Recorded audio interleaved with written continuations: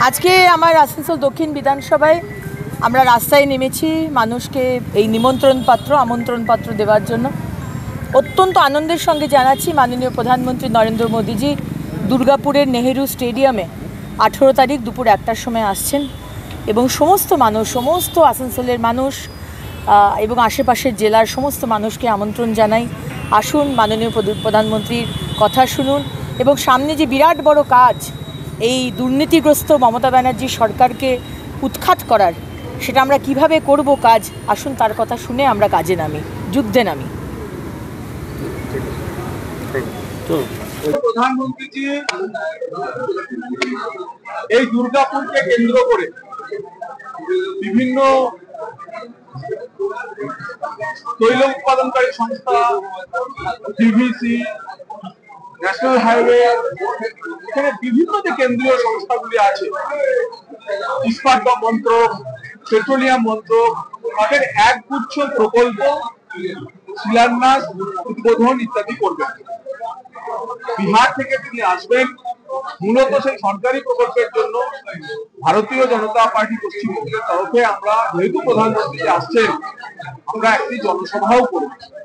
সরকারি অনুষ্ঠানে অংশগ্রহণের পাশাপাশি প্রধানমন্ত্রী জনসভায় অংশগ্রহণ করবেন এবং ঐতিহাসিক জনসভা সেদিন দুর্গাপুরের মাটিতে দুর্গাপুরের মানুষ। দুর্গাপুর স্টিল প্ল্যান্ট অনেকদিন ধরে এই কারখানার আধুনিকীকরণের দাবি আছে, সেটাও বার্নপুর যেমন প্যাকেজ পেয়েছে, আপনারা দুর্গাপুরকেও মানে এরকম প্যাকেজ দেওয়ার কোনো কথাবার্তা চলছে? প্রধানমন্ত্রী দেশের প্রধানমন্ত্রী কোন একটি স্থানে তার ভ্রমণ করলে, তার সভা ঠিক হলে শুধুমাত্র কোন একটি স্থানীয় ইস্যুর উপর ভিত্তি করে সেই সভা হয় তা না।